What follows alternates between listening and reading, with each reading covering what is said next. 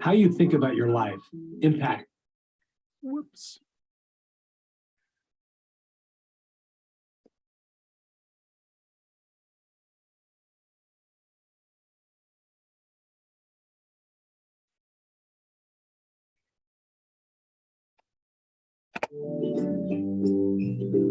Get more out of life every day. Picture biting into a whole peeled orange. Not a timid bite, but a huge wide-mouthed bite. What if you lived your life like that? Living life juicy is what that life might be like.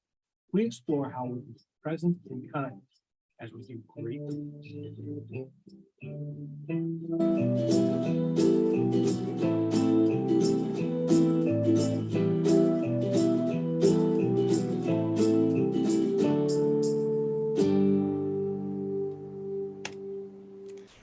Hi, I'm John Losey, and this is the Living Life Juicy podcast.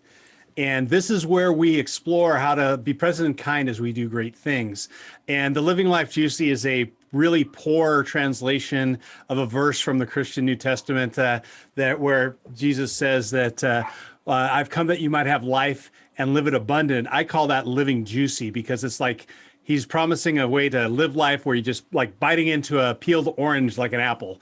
And it's wonderful and it's full and it's really, really messy. And it's all those things. And I want to share a little bit about like some of the other things you see up on the screen right here are some of the other podcasts and services that we have. So if you look up here, this is the Growing People channel. That's where I put resources up for resources and thoughts and insights into how to grow people and organizations. And then down at the bottom over here, if I can get my fingers right, that's the Into Wisdom group, which is the business, and there's three aspects to it. I do consulting and coaching. I do publishing and help design curriculum for people. And then also new due to the pandemic is production. So I help people with virtual hybrid production, putting on events and conferences and things like that. If you want to find out more, you can go up to the top, this side. And if you click a picture of that QR code, it'll take you to more information. But want to talk a little bit about why we're here today.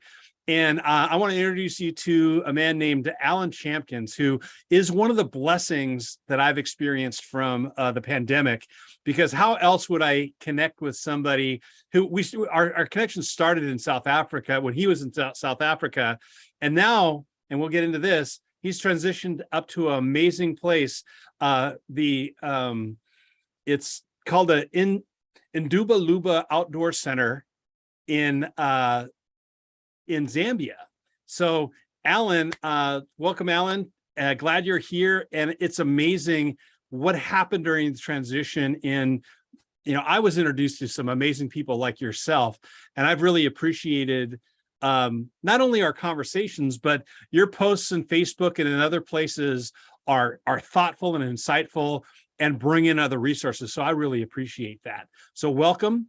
How are you doing today? John, it's really great to see you. I think I must start off by saying to you, thank you. I don't think any connection is a missed connection, but in the case of getting connected with you over the last 2 years or even longer, I think it's been a real blessing. And you've helped me in many ways and given me stuff to think about. Some of your stuff on facilitation and thinking about it from a whole person perspective has really helped shape some of my work. And it's an honor to be here. Thank you. I appreciate that.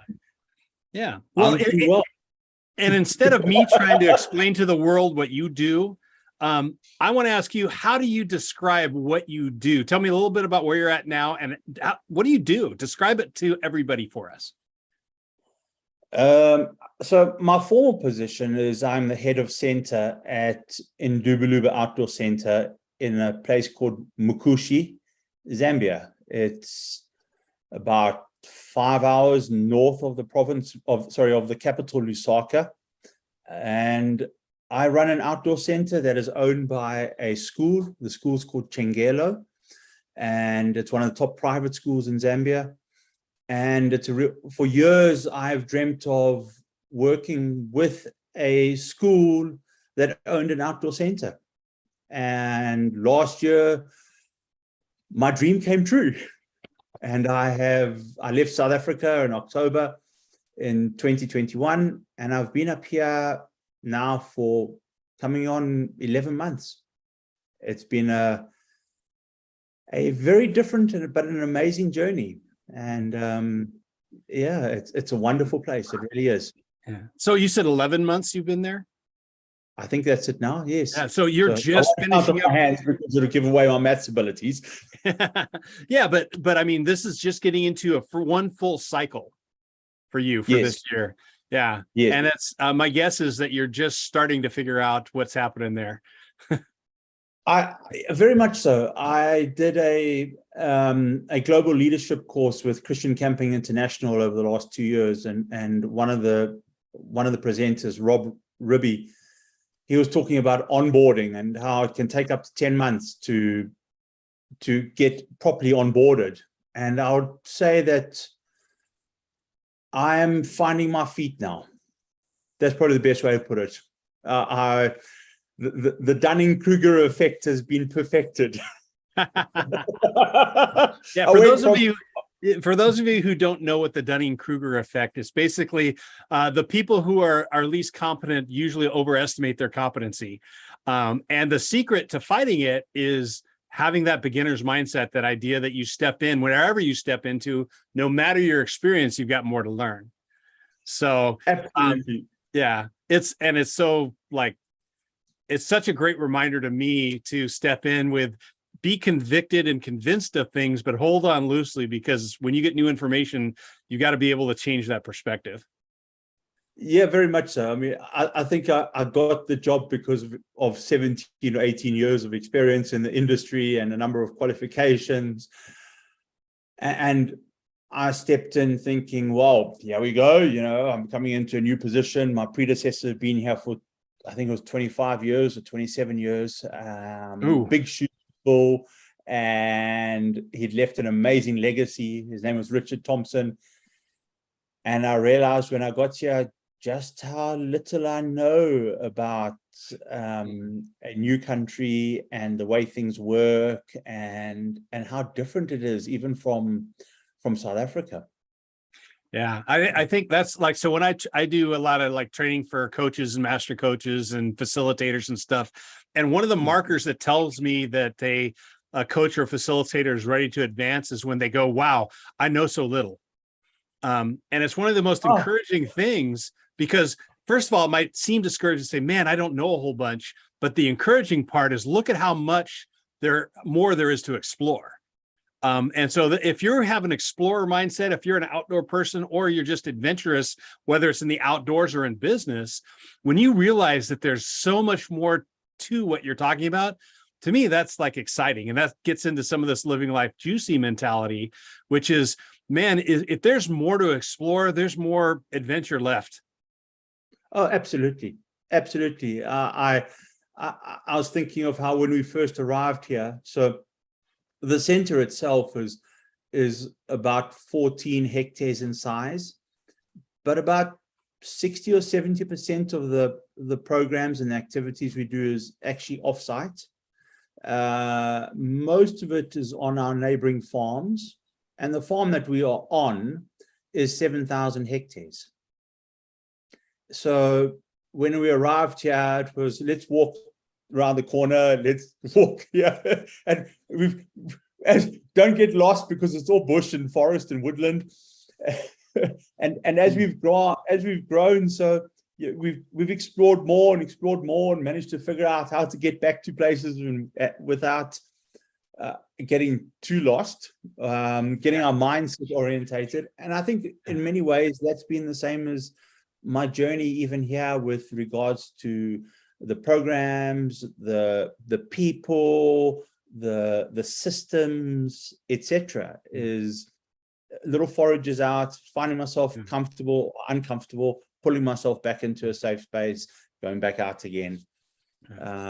So you just remind me of, there's this American movie called The Mountain Men, which is about the explorers and the fur trappers who went into the Rocky Mountains in the United States. And there's a great line where they come across some people settlers who are moving across the mountains.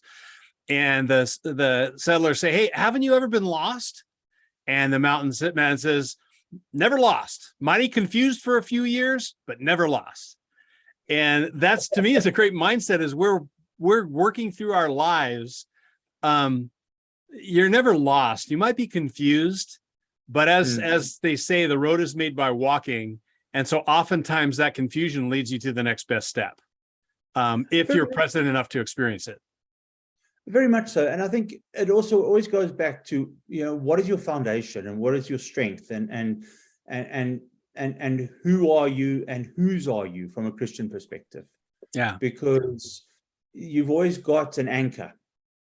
And you can, it's great to lift the anchor up and move, but you've got a security, which when you understand who you are, and what you can do, that even when times get hard, when the honeymoon phase is over, you still got the grit and the resilience then to be able to say, no, I know I'm here for a purpose, and I'm in the right place, even though what I'm looking at emotionally at the moment doesn't feel like it.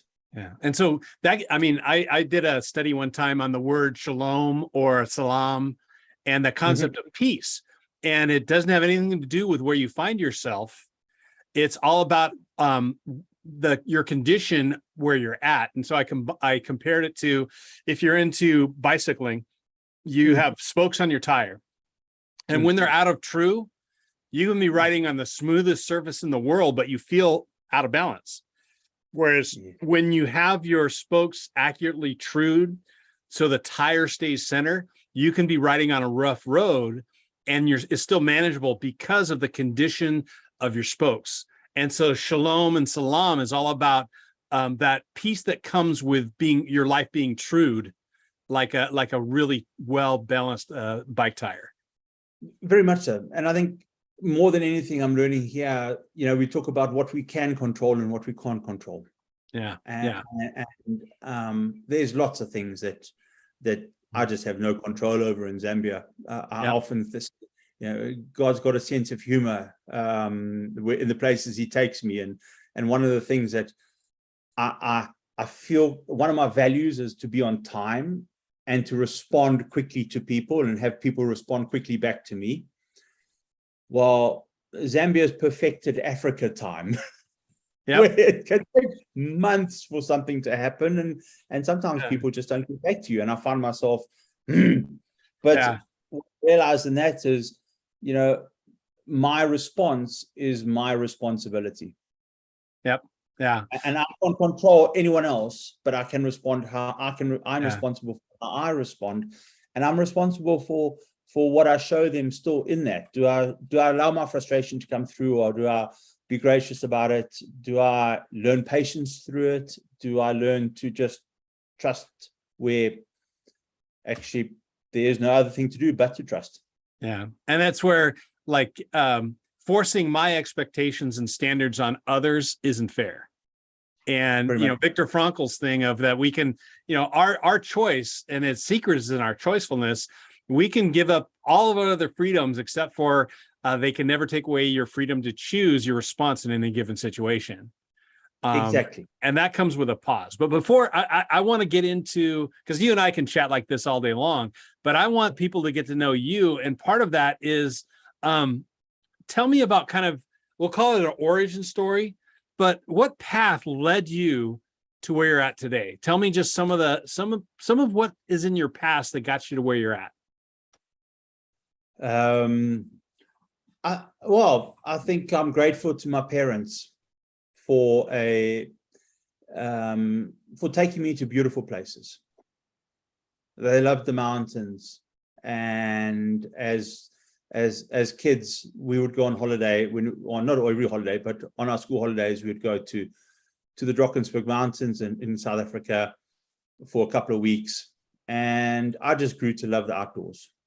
We lived in a city, but on holidays we went out into the mountains. And then when I was about 12 years old, I think it was, 11, 12, I went to a school called Treverton in South Africa, which had a strong outdoor education focus. It was pioneering it at the time. And that really had a deep impact on me.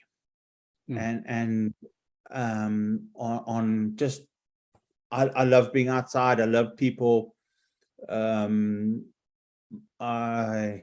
can I say? My life went a bit wayward, like all of us do at some point. And then in the mid-90s, I became a tour guide, showing people the love of what I loved, taking them out.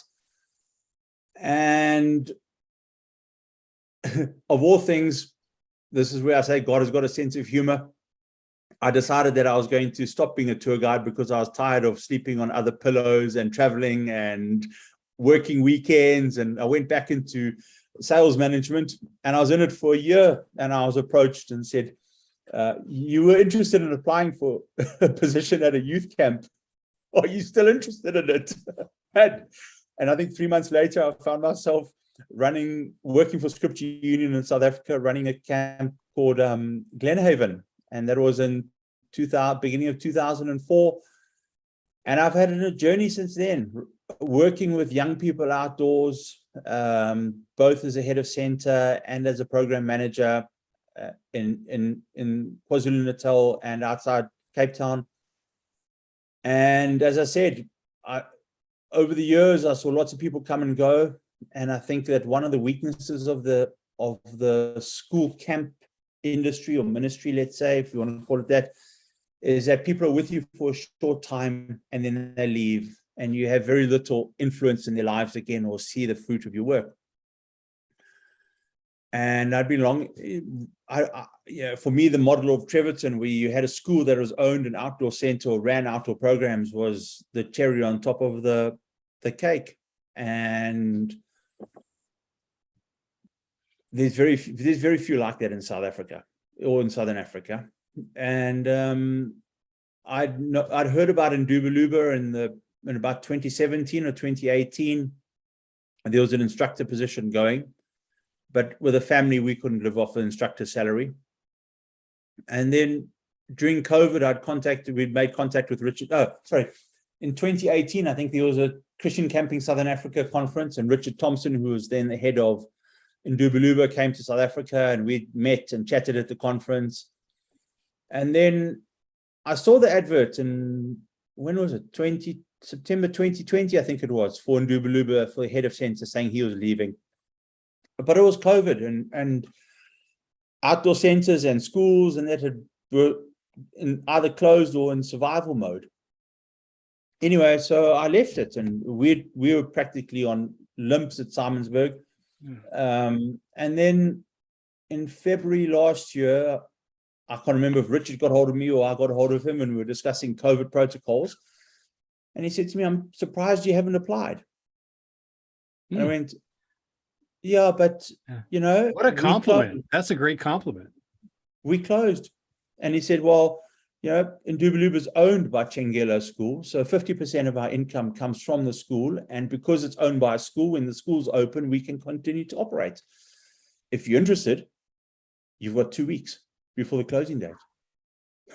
Make it happen. So it happened. We made it happen. And go ahead. I'm sorry. No. So I went through the process. I applied. We were shortlisted. We came up in late March for an interview. I came up to visit, looked at the place, had my interviews, and was offered the position. Came back to South Africa, chatted to my wife, and it was weird. We'd never ever considered going to Zambia. It was, you know, if we were going to go anywhere else in the world, we would go to first world. Yeah. So tell me this. Tell me about, so you're now head of center. Explain to us what you do. What is your job?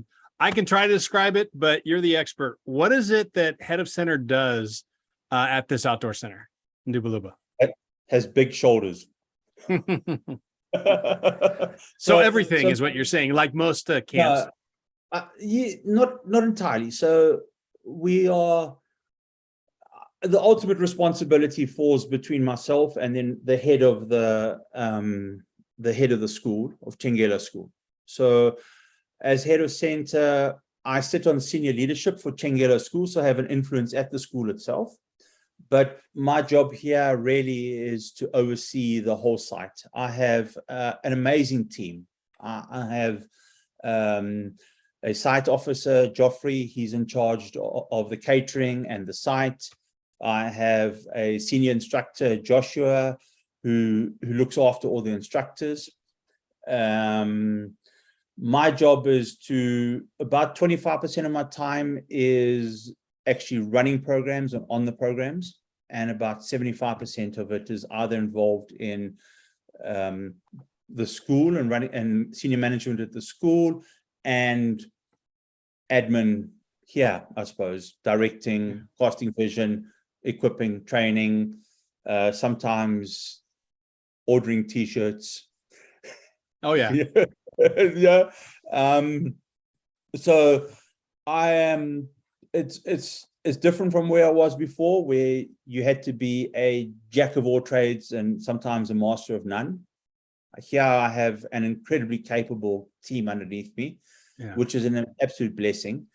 And my job is to steer the ship properly and make sure that it's functional and it's got a vision and it's going places and it's making an impact.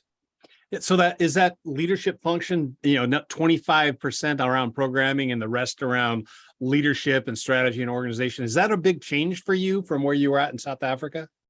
Well, yes and no. So when I was with Scripture Union as camp director, I was involved in everything. I ran the programs. I fixed the tap sometimes. I did the admin. I did the leadership. I did the spiritual side. Then when I was at Simonsburg Christian Center, I wanted to specialize just in the programs. And so I was a program manager. I was there for 11 years. 10 years, 10, 11 years. And I just did the programs and getting facilitators and instructors and that. And I see it here as bringing the two that I've done in the past back together into one.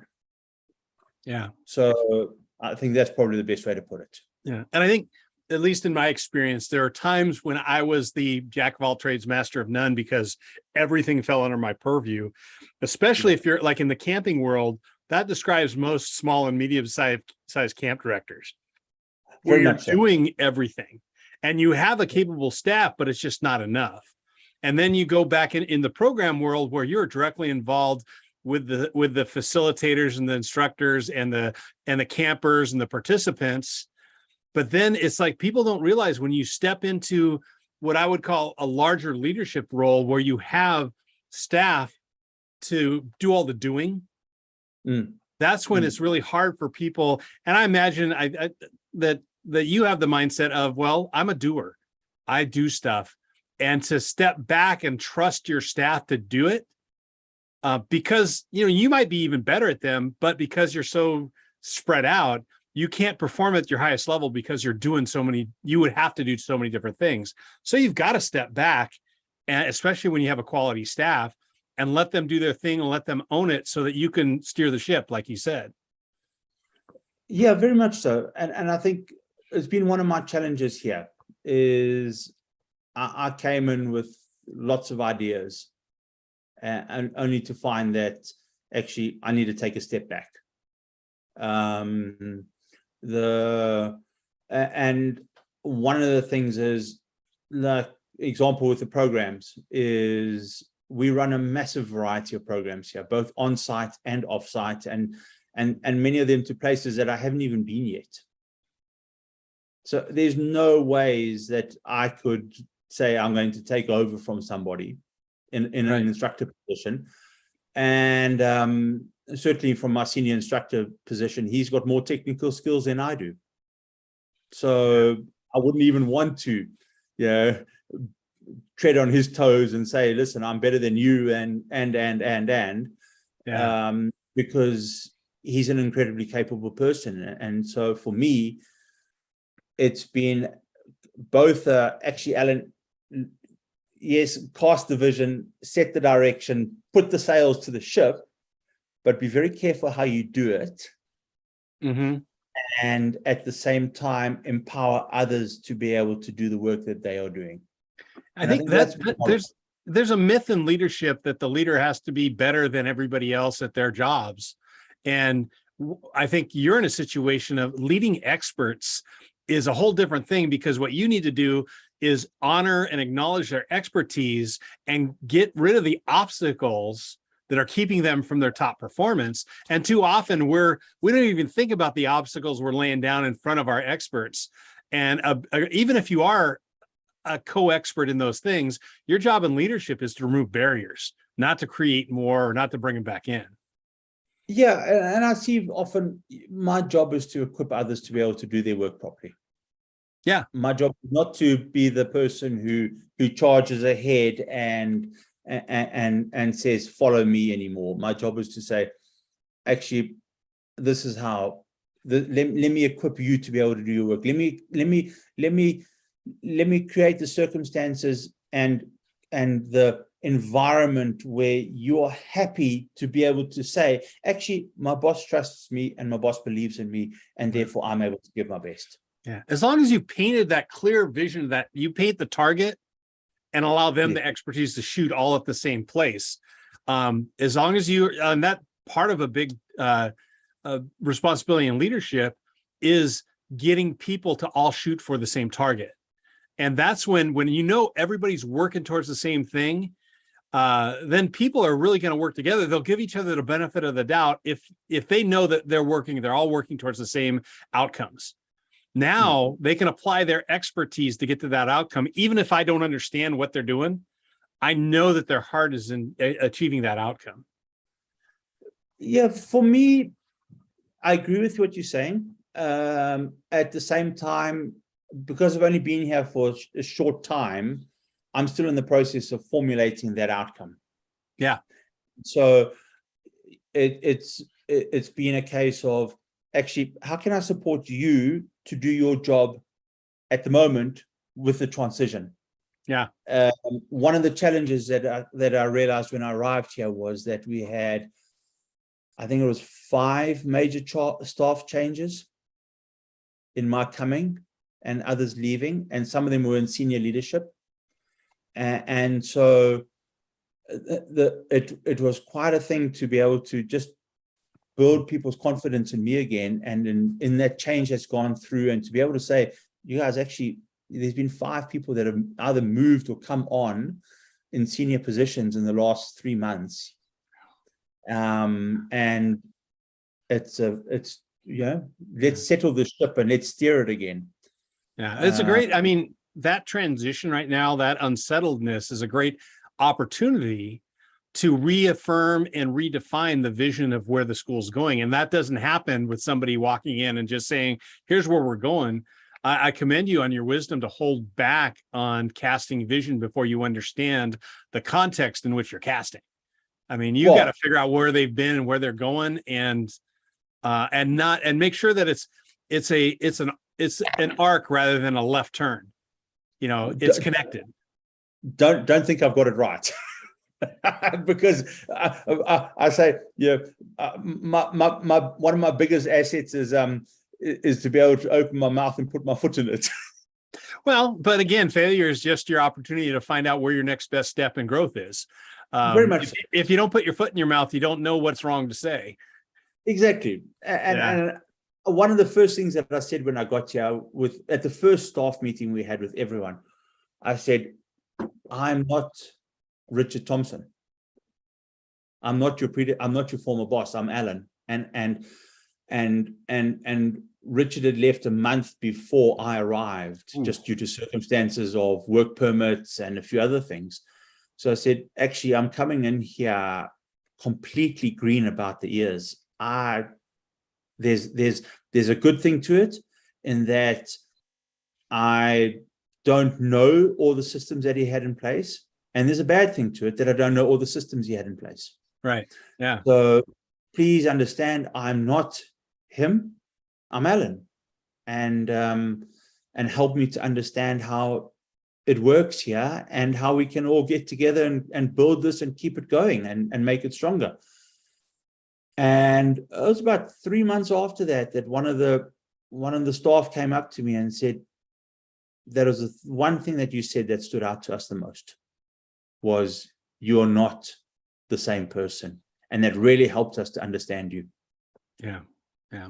So I know, I mean, this is a huge transition. It's very adventurous in the midst of COVID, going to a whole new country and in a role that had a very strong leader beforehand. But thinking back over your entire life, not just professional career, but what do you think was your biggest and most substantial transition?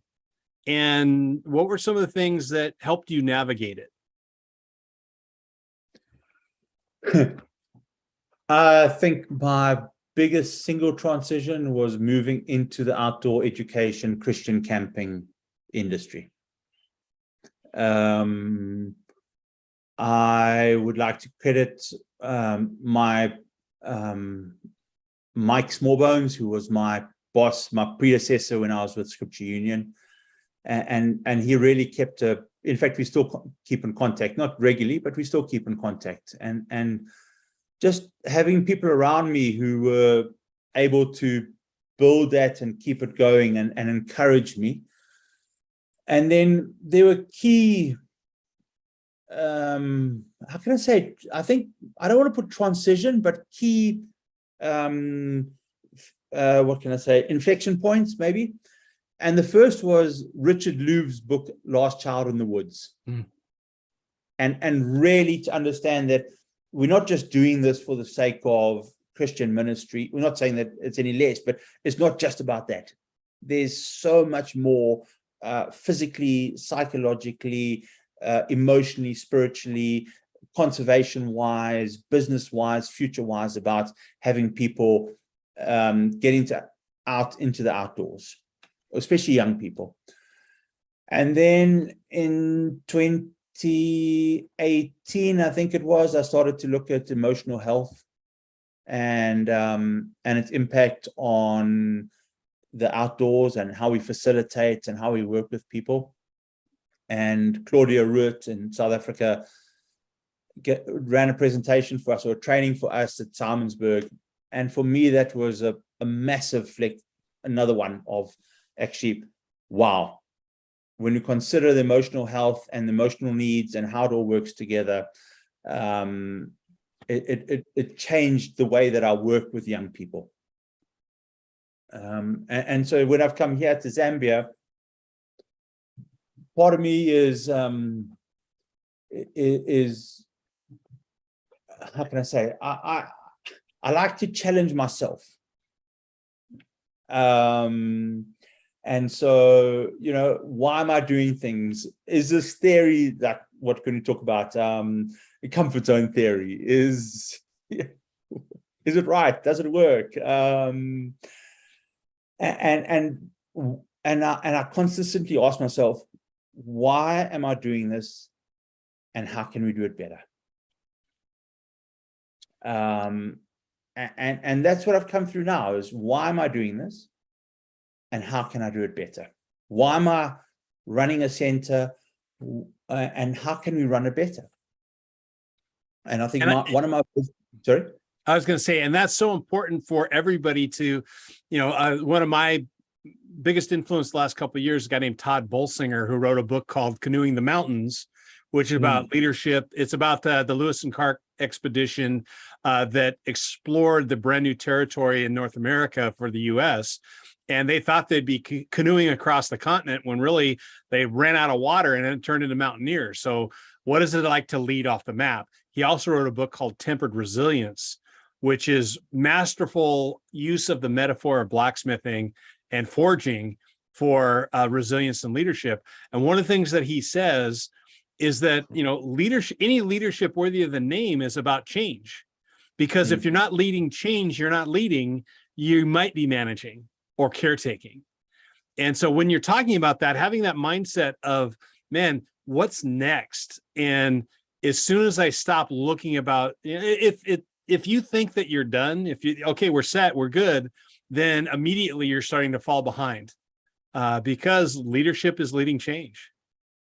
Absolutely. And I read something just the other day, and the person was talking about, it's not change that people fear, it's the transition that they fear. Because change is a constant, not a constant, things always change, but it's how do we adapt to the transition from one change to the next. And so, we talk about change management, but I think maybe it needs to be transition management. Well, and the idea is that you talk with people and oftentimes they say, oh, no, I love change. Change is what I'm all about. However, as long as they're in charge of the change or guiding the change, they love it. But as soon as it's outside of their control, which you hit earlier on, one of the biggest things the pandemic did was remind us that we're not in control. And Yes. it's how you handle loss of control or loss of the illusion of control and how you handle that influence. And so you're right. It is all about transition. And honestly, leaders know that they have the capacity and the competency to do it, but they don't know whether they have the resiliency or the thick enough skin to handle the pushback, the blowback from the change. Another thing that Todd Bolsinger talks about is that, you measure by the mission, not by the pushback, not by the resistance, but by the mission, and always keep that mission forefront. Absolutely. And I think that's key, is what is our mission? Why are we doing it? Why? And for me, I look at the instructors here and I think, you're at the coalface. You are the people who are changing other people's lives and having an influence on them. And what a blessing that is. What a privilege it is. And how can I, as your head of center, serve you to be able to do that better? Yeah. So when I train people in facilitation skills, I remind them is from my perspective, we do not facilitate experiences. Because if that were the case, facilitate means to make easy. And I think the last thing we do in adventure and outdoor programming is make things easy. What we do try and facilitate is growth and learning, but we design experiences where that can happen. And whether you are the overall designer of the program or you're in the moment with that group, you're designing and managing an experience to make growth and learning easier for the group and for the individuals. Very much so. And that's what we must never forget. And one of the things that I've come to realize is, actually sometimes people change best when they're in their comfort zone. Well, that whole comfort zone theory, reality is you can't change when you're outside your comfort zone. Exactly. If you compare it to weightlifting or whatever, or physical conditioning, when you are outside your comfort zone, you're actually breaking things down that when you go back in recovery mode or your comfort zone, that's when it's reconstructed and you're able to make those connections. And too often what we do in designing experiences, keep people outside their comfort zone and they get fatigued and it ends up chasing them into a retreat zone. And they never get full value because they never, and the art of designing experiences is moving people in and out of their comfort zone at a rate they can handle. Absolutely. And I think that's, I was on a risk management course with Very Star a couple of months ago, and the facilitator or the owner, Jeff, was talking about, now let me get this right, how we need to design our experiences or our programs so that we get the best outcome with the lowest risk. And I really like that, even when we talk about emotional security and physical safety and spiritual safety, even and social safety, which is a big one these days, is how can I put a program together or an activity together where it has the best outcome at the lowest risk.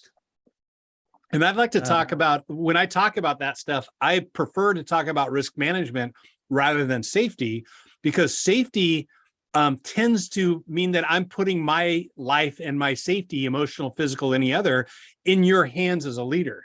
Whereas if I can manage risk for the overall situation, group, and context, and train people to understand that they are practicing risk management all along the way, because let's face it, we can never totally make people safe.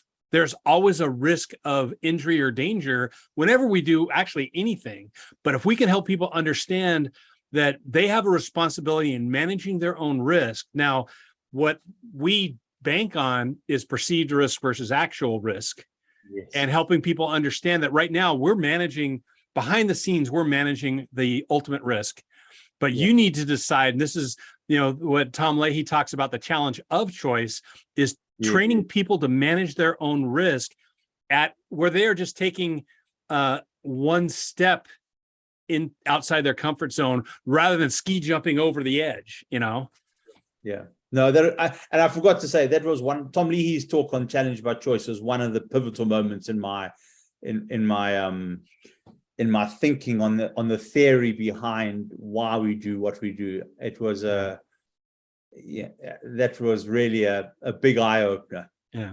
So as somebody who's been in this world for a while, not that we're old, but what do you think for people outside that think this is such a cool thing or whatever? What is the least appreciated aspect of growing people? Like, what do you think people just miss about what we do? And it's not necessarily appreciated as far as like, even for people who are just in the industry, what don't they get? What are they missing? John, that's a hard question.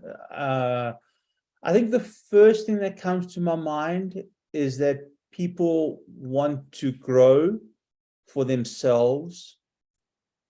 In other words, it's selfish. They don't want to grow to be of benefit to others. Well, and that's, I think, a big piece in this is allowing people to grow for themselves. As a facilitator stepping in, oftentimes young facilitators will go, I had a wonderful experience. I want everybody to have the same experience I had, rather than allowing them to have their own experience. Yes, exactly. And I think that's it's my story. Yeah. And I need to own my story. And you've got another story yourself, John. And Wendy over there has another story, and someone else has a completely different story. And I can't transfer my story onto you. I can walk the journey with you. But I need to own my story, and you need to own your life and your story also. And there's times where we'll walk a journey, just like the two of us have, where we connected for what, 6 or 7 months, almost. It's 2 or 3 times a month on stage, and then we don't hear from each other for a year. And I think that's the big one, is that I can't superimpose what I have on somebody else, because that's not their life. I can advise, I can assist, I can have empathy, comfort, encourage, etc. Maybe even walk a journey with them physically, but that's their life. It's not my life. Yeah. So there's a couple of things. One, you'll notice that in a lot of my stuff, the word guide is so important, because guides can't take the journey for you. They can walk alongside you and advise you on different paths, but they can't do it for you. Now, you mentioned something that reminded me of, there's a book by Bruce Chapman, who's a travel writer, called Songlines, which is about the Aboriginal concept of songlines in Australia, which is a powerful thing about, everybody, they didn't talk about owning land or anything else other than owning your own songline, which is, so you have your tribe, your family group, but your songline introduces you to your spiritual tribe. And so, and it doesn't have anything to do with genetics or family. It has to do with the spiritual songline that you walk, and you'll encounter for brief parts of your life journey, your family that way. The other person who actually brought me to that book was Jimmy Buffett, who talks about songlines and his stuff. And, he's the great philosopher, Jimmy Buffett, and his, he has a great song that mentions songlines, and this idea of we're walking our journeys, and every once in a while we'll walk journeys together with people and celebrate that, mourn it when it breaks up, but celebrate it. Yes. because it was such an amazing time together. Yes. Yeah. So I want to ask a couple like quick hitting questions, and then we'll flip the table a little bit. But first of all, like, let's see, who, just top of your head, who are some of your heroes in leadership and facilitation and outdoor adventure? Who are some of your heroes? Now you're putting me on the spot. You're not signing a contract. You have total permission to change your mind later. But right now, in your head, who are the first people to come to mind as examples or heroes in your world? Wow. I think in South Africa, I have a tremendous amount of respect for a gentleman by the name of Peter Snyman, who really has shifted boundaries in the way that the whole person is facilitated, and has even gone out on his own to start doing training and getting people accredited in his own institution or part of an institution.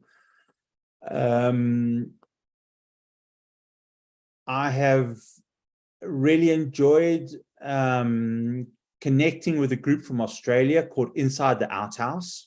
Yeah, I know those guys. I've loved it. It's just down to earth, have a laugh, be serious, have every second week meet up with people and chat about various ideas. I haven't met Tom Leahy in person, but as I said, I've found his stuff amazing. Who else? Wow.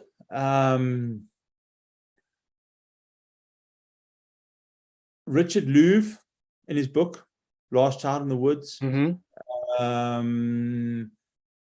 Oh gosh, Teamwork and Team Play by Jim Kane. Jim Kane. Love that. Yeah, there's so many people. I try to be connected. I actually all the time. My wife will tell you that I spend too much time on social media, but it's like it's on challenge course groups, it's on adventure therapy groups, it's on it's like, yeah, it's not like you're watching the Kardashians or things like that. So who they? Yeah, I'm glad you say that. I'm one of the few people who's never watched a single episode. I've watched part of one, I think, but other than that but again, I've got my own vices, so I can't don't I would put it as the equivalent of hanging out in outdoor equipment and gear and tech equipment. That's my addiction. So I can't blast the Kardashian fans because I've got my own stumbling blocks. Yeah, our story. So, yeah, tell me this. Do you have like a go-to quote? Again, first one that comes to mind, author, movie, leader. What's your kind of go-to quote right now? Wow. I think I actually don't have one at the moment. I think my paradigms have been so shifted coming to Zambia. And I was thinking about it the other day, just how the pandemic was so lovely because I spent so much time connecting with people and reading and now I am busy. Yeah, that's a good thing. So I can't say I have a go-to quote at the moment. It's just, Well, let me shift it a little bit then. Think back to, and this could be current or all the way back. Do you have like a favorite book or media or something that you give people? What was the last kind of book that you gave to somebody? In the digital age of Amazon. Yeah.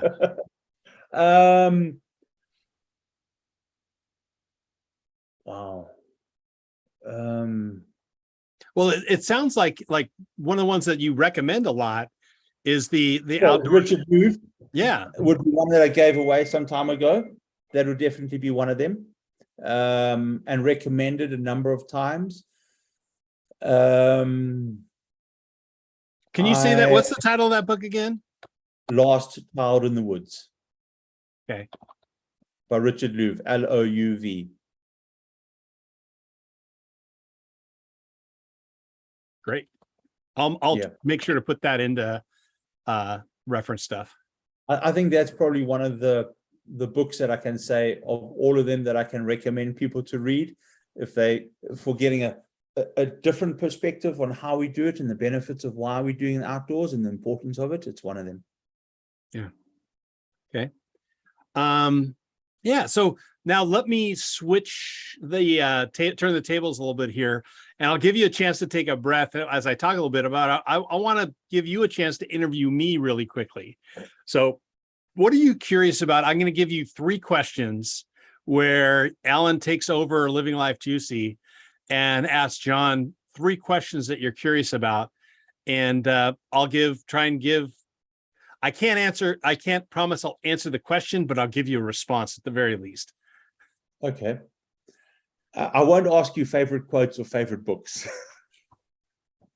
What I'm going to ask you is, what do you miss most about shifting back to in-person compared to virtual during the pandemic? I think you hit it on the head. During the pandemic, first of all, I stepped into the pandemic with a little bit of a head start because I've been in the virtual world for a decade leading up to it. And all my world got erased, which was tragic. 2020, March of 2020, I had a full schedule go for all of 2020 and I was shifting my business. It was all gone. And after I mourned that, and after I woes me, I thought, man, I've got stuff that people need, because I've been in, I was in GoToMeeting, I was into WebEx, I was into Google Meets, and then I landed on Zoom. And so I knew a little bit about Zoom. I had started to put together, I'd failed miserably when I worked at a large corporate university. We were moving towards webinars and we really sucked at it. So we had a decade to figure that out. So I had a lot of insight from there. I had time. I just started saying, hey, who wants to play in Zoom or who wants to play in whatever platform? And I met people from all over the world. I still remember the first week of the lockdown from the pandemic, I opened up my Zoom room and a law student in Saudi Arabia, no connection at all. He was in his dorm and we had an amazing conversation, just talking about what life in America was like and like where we were going. And it was him just reaching out saying, I want to connect with somebody because I'm not connecting with anybody right now. But the fact of the matter is, over the pandemic, I met people like you.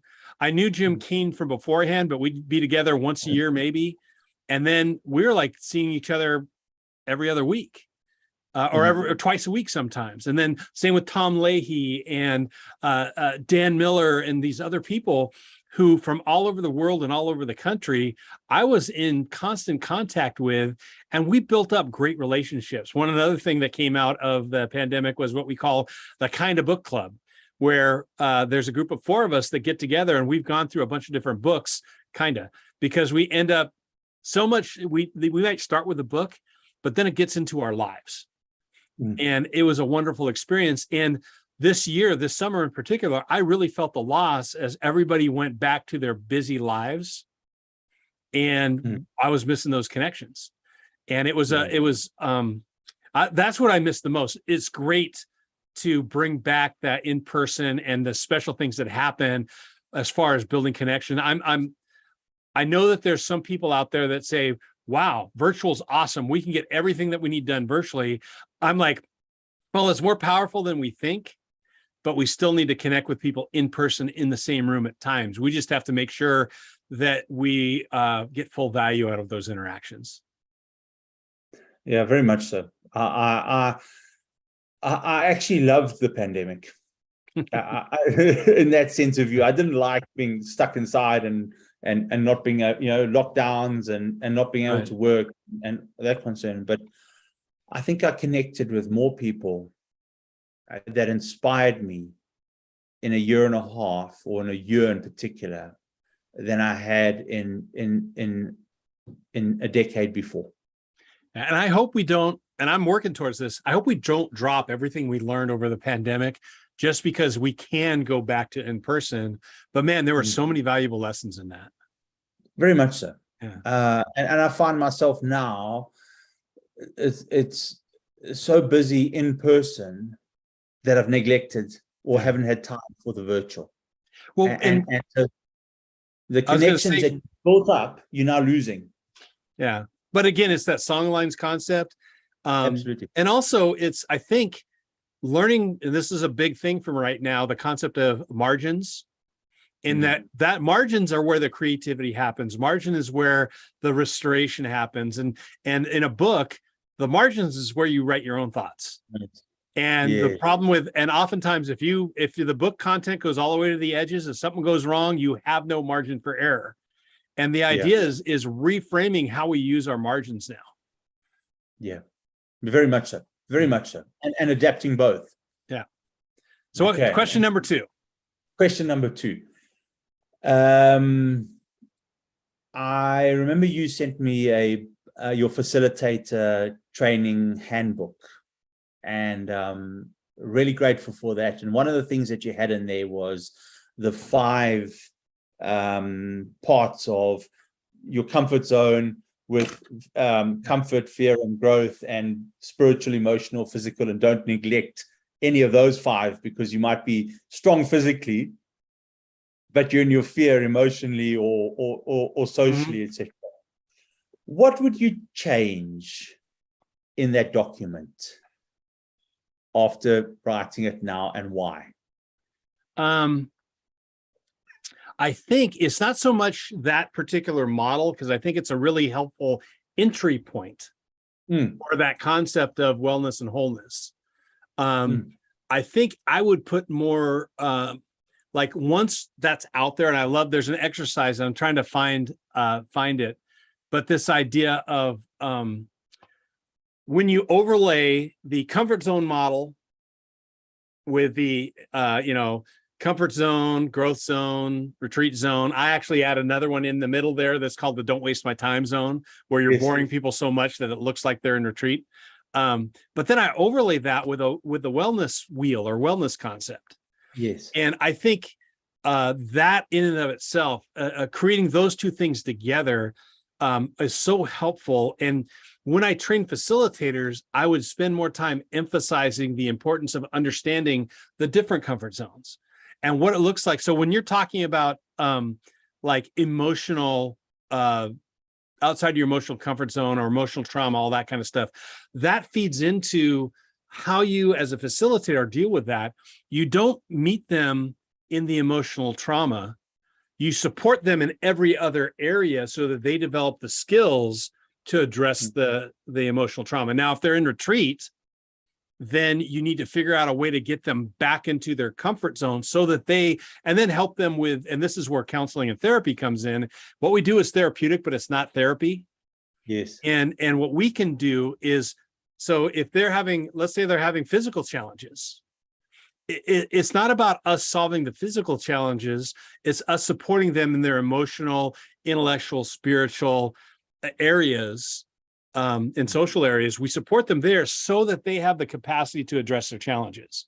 And I think offering that perspective around it's both about the comfort zone model. And again, there's nothing magic about your comfort zone model or your wellness model. It's getting in your brain as a facilitator, as somebody who purports to impact people's lives, that what they're facing right now isn't what you faced in the same situation.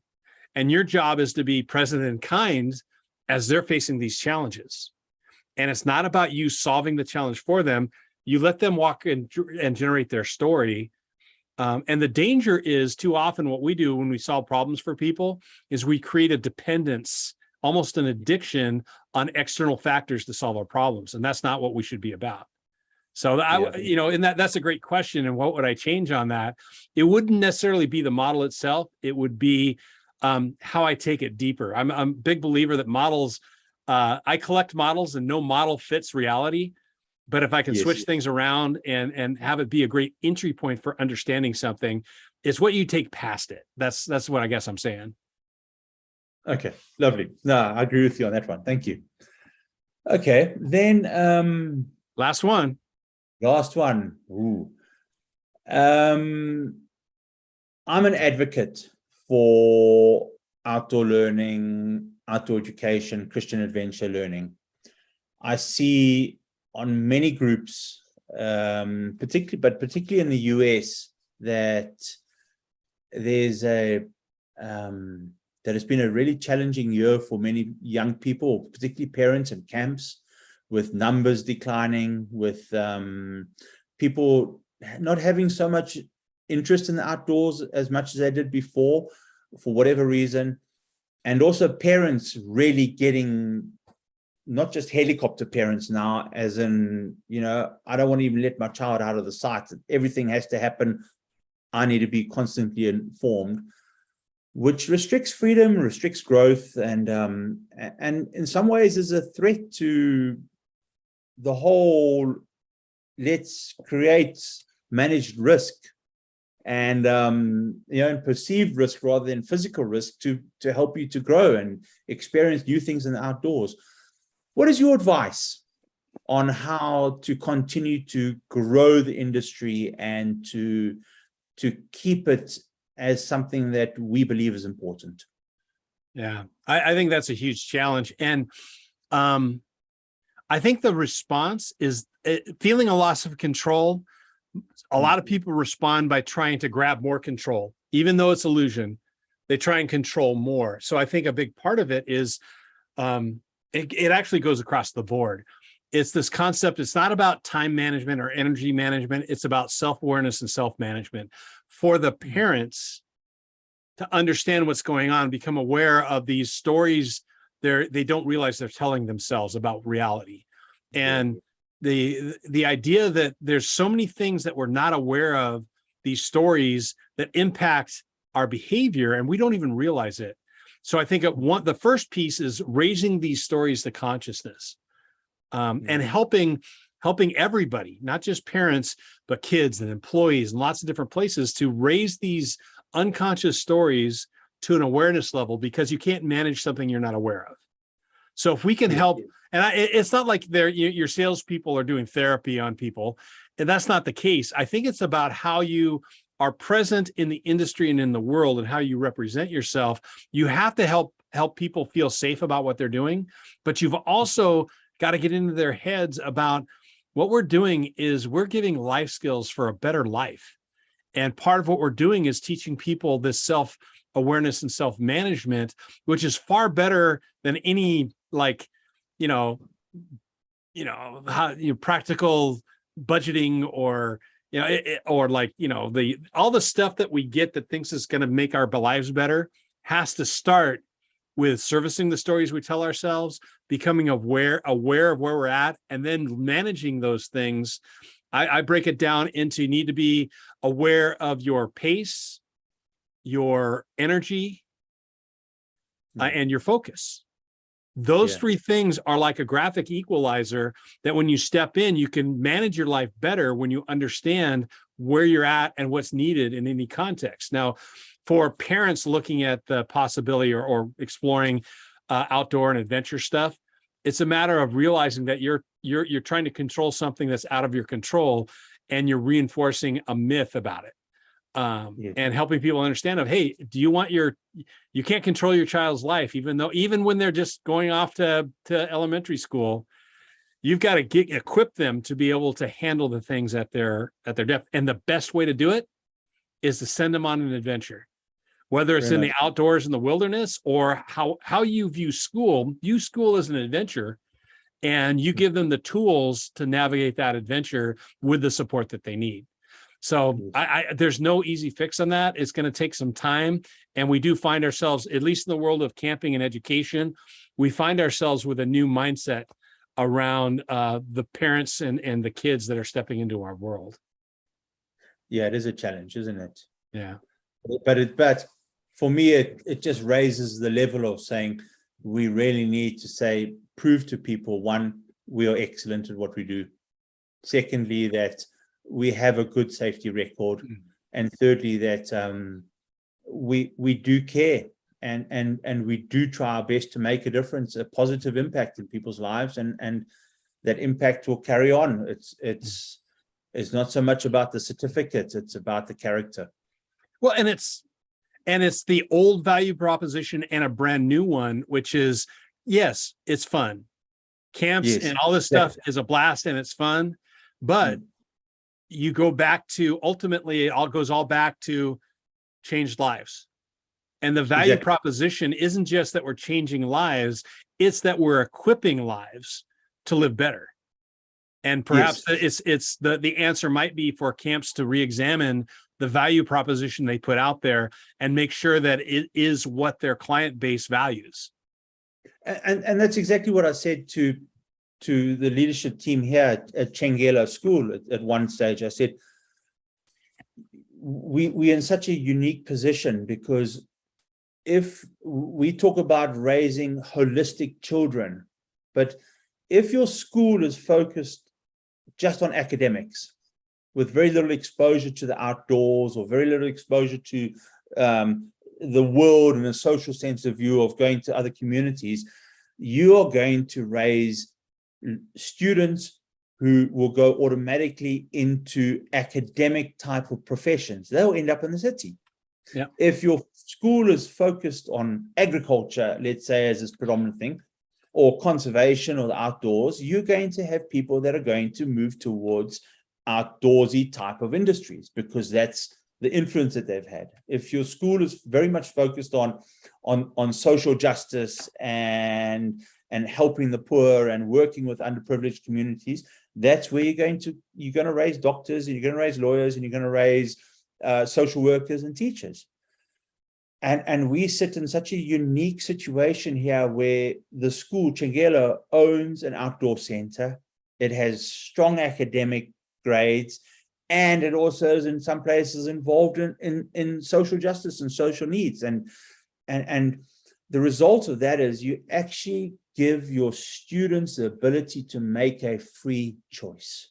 Yeah. Well, and it's, to me, the power behind experiential approaches, not just outdoors or anything, but viewing the experience that you design is that you engage the whole person. Back to that 5-factor model. You engage the whole person so that you're growing a whole person. And you Exactly. realize that each experience will move people out of their comfort zone in different parts of the whole person. And you're able to address those specific challenges for those individuals and the group. So that, I mean, you hit it on the nail when you talk about the broader that you can address a whole person in their growth and development, the more likely they're going to make better judgments about their future. Yes. Yes, very much so. Yeah. Very much. So Alan, I want to thank you so much for spending this time with us. We're running out of time. I appreciate your questions of me, and I really appreciate your responses. So thank you very much. And I want to invite everybody to check out the Living Life Juicy and the Growing People channel. See if there might be some stuff for you. I'm totally interested in interviewing people who are living life juicy, who are being present and kind as they do great things. So if you have any suggestions, please drop in the comments on any of the channels. Love to do it. Thank you for watching, and I look forward to the next time we go live and live life juicy. John, thank you for thank you for living life juicy, John. My pleasure. Get more out of life every day. Picture biting into a whole peeled orange. Not a timid bite, but a huge wide mouth bite. What if you lived your life like that? Living life juicy is what that life might be like. We explore how we be present and kind as we do great things.